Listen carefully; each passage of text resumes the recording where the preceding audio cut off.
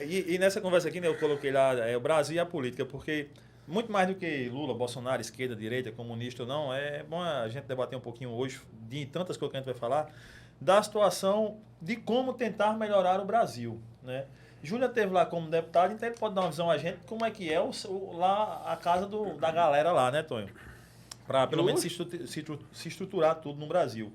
Tonho tem uma teoria, Júlia, que o Brasil tem condição de dar condição de trabalho para todo mundo em terras. Como é que tu só para a Júlia entender, como é que é o teu raciocínio em cima disso, Tonho? Não, tipo assim, a gente, por dados, né? A gente tem 143 milhões de hectares sem uso e sem dono. E Isso é real. Sabe? Isso assim, é um dado. Já tirei reserva ambiental, tudo, tá? Tirei tudo já. É sem dono, porque nunca foi registrado. O Brasil nunca se deu nem o trabalho de registrar suas terras. Tá entendendo, Júlio? Eu estou entendendo. E é por isso que na Constituição de 88 tá dito lá, todo mundo tem direito à terra. A gente não tá inventando, tá na lei. Né? Assim, a gente não tem que seguir a lei, não é? Exatamente. Ao menos deveria. Isso, a nossa obrigação é seguir a lei. Exatamente. Tipo, a gente, em tese, paga os impostos tudinho para que a lei funcione e a gente fique todo mundo certinho, não é isso? Você sabe que um dos maiores sucessos da China é exatamente a reforma agrária que eles fizeram. Isso, né? justamente. Isso aí, exatamente. Justamente. Estados Unidos também. Na realidade, sabe, Tônio, existe um fenômeno que eu passo, até como eu sou da área da psicologia, eu sou um cara que observa o comportamento humano e tive uma vivência muito intensa na política, né? Diferente de alguém que escala para vereador, deputado estadual, ou fica ali passando agonia. Eu fui logo para deputado federal e não fui um deputado de baixo clero. Então, eu estava dentro de um... Só para o pessoal entender assim, que até eu não sei, o que é considerado mais baixo clero? Assim? Baixo clero é um deputado que não faz parte ali de um grupo mais fechado junto aos seus líderes e passa ali 5, 10, 20, 30 anos sem nenhuma expressão. Quando você vem ouvir falar dele é porque ele gerou uma polêmica. Mas ele não tem envergadura de articulação, ele é uma pessoa que sempre vai estar ali fechada em um nicho muito... favorecimento pequeno ali, muito... Eu não digo sindicalista, mas assim, ele é muito de onda, entendeu? Como foi a própria vida de Bolsonaro até ele emergir para ser um presidente da República. Baixo clero é alguém sem expressão lá dentro. São 523 deputados e existe lá uma turma em média de 80, 100 deputados ou até um pouco mais, que ele falando lá e ninguém é a mesma coisa. Ele fala para a rede social dele, fala para o curral dele eleitoral. Mas ele não é ninguém lá dentro. Ele é apenas um deputado que vai ter um voto, mas não tem envergadura moral e nem política para impressionar ninguém. Tá? Então ele é baixo clero. O nome já está dizendo baixo clero. E Bolsonaro se dizia isso, né? Tem entrevista dele dizendo, eu fui minha vida inteira baixo clero. Cacete. Então ele se identificava como isso. Exatamente. Né? Aí tinha que gerar uma polêmica, tinha que ter uma briga com a Maria do Rosário para poder chamar a atenção, né, por um problema. Mas assim, quando se fala por algo, ninguém escuta. Então você é uma pessoa sem importância, digamos assim, em meio aos grandes que tem. Aí você vai de uma escala de 15 deputados, lá de primeira grandeza, você vai descendo até ali os dos 300 e poucos deputados, que é o que necessita para ter a maioria. E depois que se tem a maioria, amigo velho, o restante não vale mais nada. Entendi. Entendeu? O senhor buscou sair dessa questão. Existe uma subdivisãozinha, tipo baixo clero, médio clero, não, alto clero, mas tem. E super clero? Não tem. O super clero nós temos. Tem mesmo? Nós temos aqui na Paraíba deputados de super clero. Né? Hugo Mota é um deputado de super clero, Aguinaldo Ribeiro é um deputado de super clero. Saquei. Eu estou só lhe dando dois nomes. Não influência, no caso. Mas é muita influência. Digamos assim que são o clube fechado ali dos 20. Interessante. Manda essa listinha aí que é pra gente, né, saber quem cobrar, né? Os cabas mais fortes. E se lhe falar assim, se você me perguntar, Juliana, tem muita influência, ele tenha 3 vezes a influência que você acha que ele tem grande. Então é muita coisa. Imagino. Então assim, aí você vai, ali você tem o grupo desses maiorais, desses colegas deputados, que ali cerca 30 deputados, 40. E ali são os grupos dele, que isso é normal. Essa organização política, ela se faz necessária. Isso tem na igreja, isso tem dentro das universidades. Cada um tem sua panela. Né? E ninguém consegue fazer alguma coisa High School Musical. Todo mundo... Exatamente. Você tem ali... Tem os skatistas e Exatamente. Então, eu não fui um deputado de baixo clero, porque eu cheguei no primeiro mandato de deputado, inclusive eu assumi a presidência nacional do segundo maior partido do país, que foi o PSL.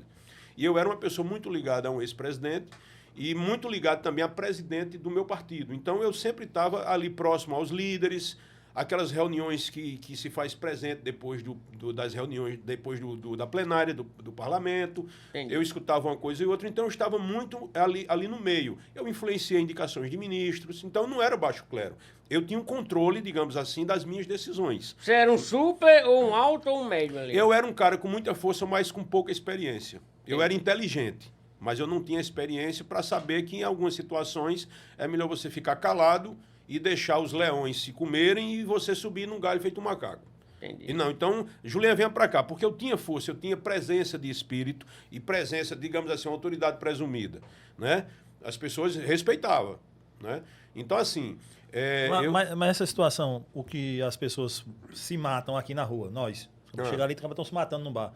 Lá também tem esse negócio de esquerda, direita... Não, deixa eu te falar. Então, eu vou te falar uma coisa aqui que eu noto que você é um cara de conteúdo, mas eu vou te falar uma coisa. Por exemplo, existe uma dualidade na sociedade. Branco, preto, Lula, Bolsonaro, tal. E essas pessoas acreditam que existe um contra-sistema, um antissistema. Esse antissistema é um discurso muito utilizado para você se destacar e aparecer como se fosse um salvador da pátria. Entendi. Collor A foi solução, assim, a solução. Só que não existe, entenda, não existe dois lados. O que eu vou lhe dizer agora é bem profundo. Não existe dois lados. Só existe o lado de dentro e o lado de fora. Se você está dentro de um parlamento onde tem centro, direita, esquerda, então ali há um corporativismo.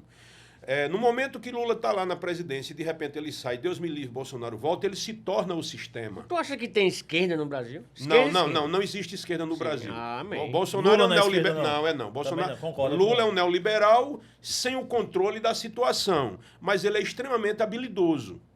Ele é habilidoso, tá? Mas Lula não é de esquerda. Lula não é à toa que ele se tornou um dos grandes aliados dos banqueiros.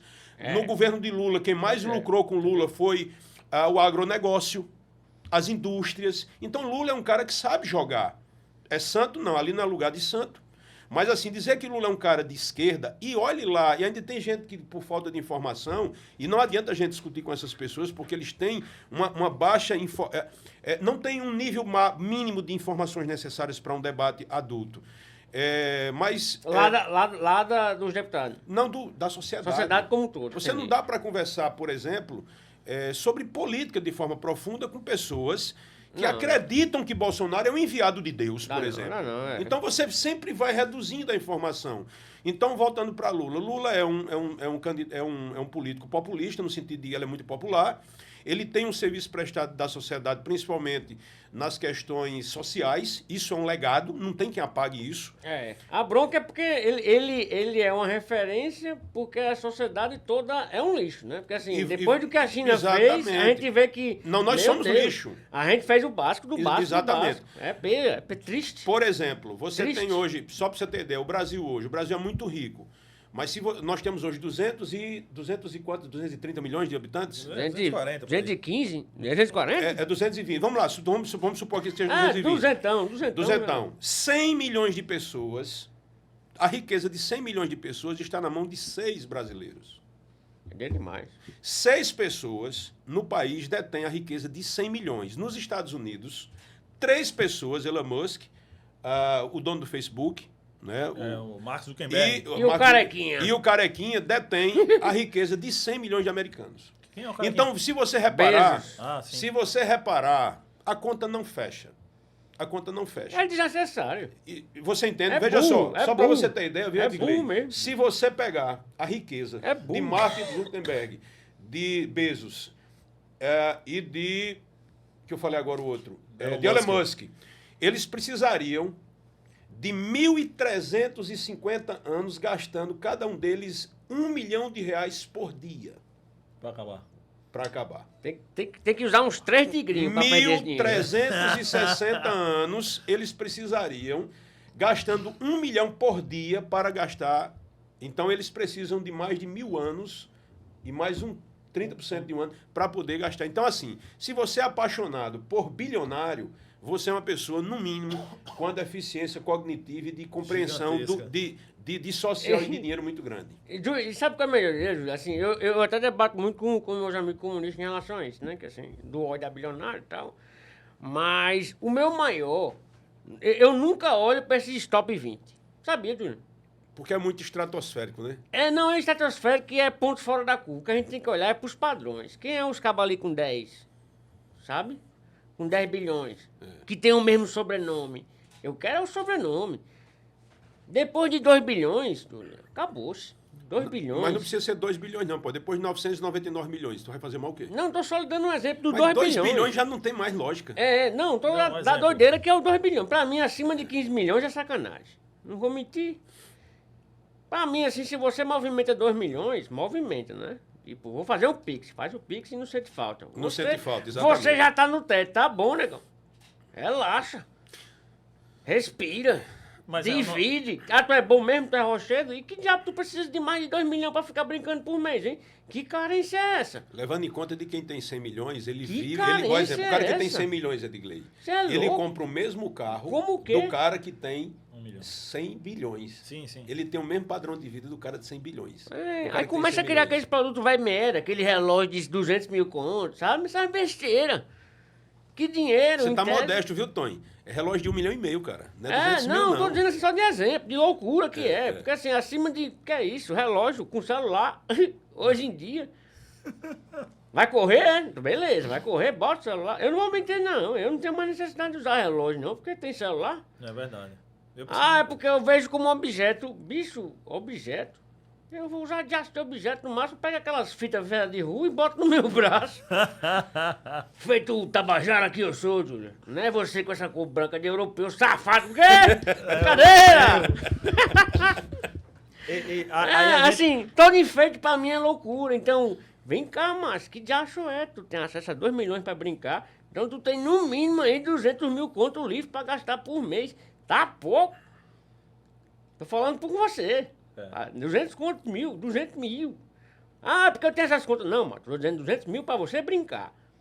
Tipo sua mesada, pra você gastar no parque. Então a gente vai se pegar numa burrice mesmo, nossa. É burrice, do bilionário, De ficar do bilionário. brigando o ódio contra rico, super rico, né? É. Ou o discurso de taxação. Vai, vamos nessa, pronto. Vai falar de diacho de empresário. O empresário. 2 pontos. Julian teve lá. A minha briga começou com o Julian, quando eu conheci ele. Comecei a conhecer ele brigando, né? Quando ele, no primeiro ano de mandato dele, quando eu vi que ele tinha votado a favor de uma LDO, né? Lei de Diretriz Orçamentária, que tinha um fundão de 5 milhões. 5 bilhões, né, Júlio? Era 5 bilhões. 5 bilhões. Aí ele me explicou tal, o que era tal. Entendi. E Foi daí de a gente munição, até não hoje foi? está conversando aqui. Mas, Foi de munição, não foi, eu acho? o quê? Aquela pé. Teve um que o senhor Não. conseguiu munição pra polícia, não, Não, foi? isso aí foi ali foi- a ali- de não, fundão ali foi- eleitoral. ali foram as emendas que eu mandei para cá, no valor de 52 milhões. Pra Ali munição, não foi? Foram investimentos aqui na segurança pública, que na realidade foi um investimento, o maior investimento que um deputado fez no país. E da história da Paraíba. Você vê, se você for comparar digamos assim, o deputado que me sucedeu nesse segmento bolsonarista, não chega nem perto. Então, assim, eu realmente, com o mandato, eu fiz aquilo que deveria ser feito. Tu não tentou se desvincular mais, não, macho. Eu achei tu na segunda tentativa ali, tu Não. ainda tentou pegar na mão dos bolsonaristas. Tu era Não, pra não, se agarrar não. com o Centrão. Não tem nenhuma passagem minha depois do segundo ano, né? Porque entenda a minha situação. Eu fui Não, eleito- bolsonarista. Bolsonaro não. Não, Você bolsonarista tentou- não. Eu pode ser muito sincero, Tonho. Eu acho o bolsonarismo uma coisa muito doentia. É doideira. Agora, veja só, eu não quero dizer, eu não estou fazendo aqui uma análise à pessoa física. Exato. Também. A Aí é um consciência problema da que pessoa. todo mundo acha É que Aí disso as que eu pessoas falo. acham que é pessoal. Por exemplo, eu vou falar aqui agora para o bolsonarista, uma pessoa, se é que tem ainda alguém com um mínimo de razoabilidade para você dialogar. Mas, por exemplo, existe a ala radical do bolsonarismo que essa precisa de terapia. Ela precisa de terapia. Ela está com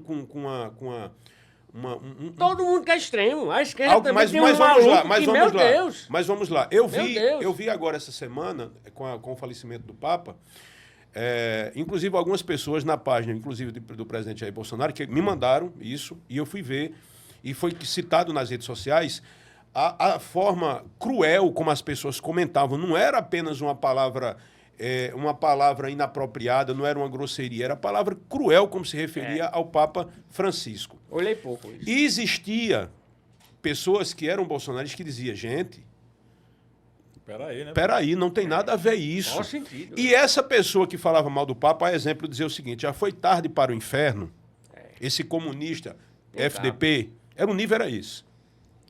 E as pessoas diziam, gente, não tem condições de uma coisa dessa. E tem outros sites que eu entrava e tal, e sempre que eu ia ver quem fazia esse tipo de comentário, quando eu olhava o perfil, que eu fazia questão de olhar, inclusive eu fiz alguns prints, a pessoa tinha lá, pela família, pátria, cristão, tal.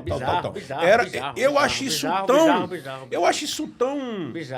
Bizarro. Eu acho isso tão cruel, né? Bizarro. Porque, por exemplo, o mesmo. presidente da Argentina teve diferenças muito sérias com o Papa. Mas se você vê o que ele escreveu depois, porque quando a pessoa morre, quando o ego desaparece, o que resta agora é a compaixão, é a misericórdia e as boas lembranças, porque não tem mais debate.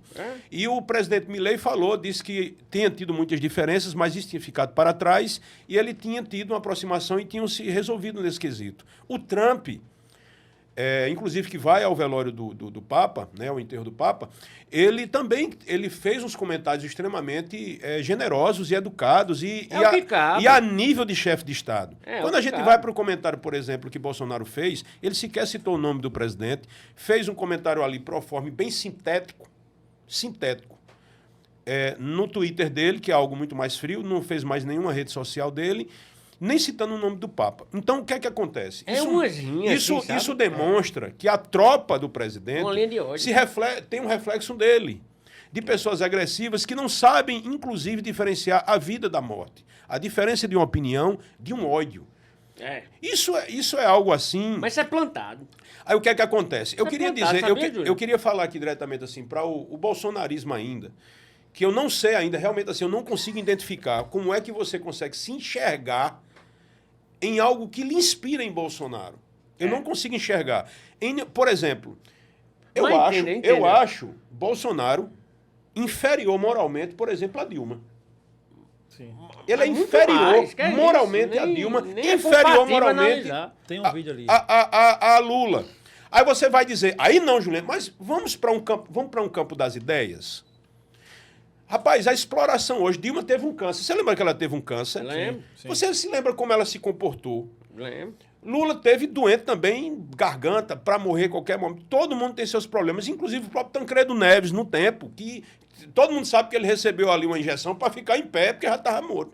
Mas há uma exploração muito grande da doença, como aquilo fosse usado e é usado, para sensibilizar as massas. Essa Está fazendo analogia à situação de Bolsonaro exatamente, agora? Uma exploração constante. Eu acho que ele está mal mesmo. Aí o que é que acontece?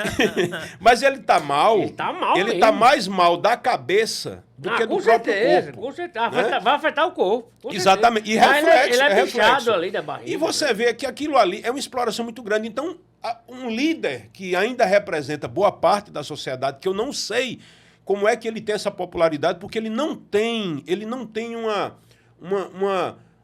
uma postura de um líder equilibrado. Mas nunca teve. Mas está pior. Mas está pior. Olha só. Vocês que estão percebendo agora. Porque esse cabo é doido há muito tempo. Olha só, Tonho. Desde sempre. Desde quando você pegou na mão dele. Ó a doideira, Júlio. Só um bom aqui, ó. O meu melhor amigo é capitão da polícia. O melhor amigo. Ele votou em você para deputado, quando você ganhou, inclusive. Né? E assim, a gente conversa. Ele é meio ali... vai ou não vai bolsonarista ainda, sabe? Dia é, dia não é.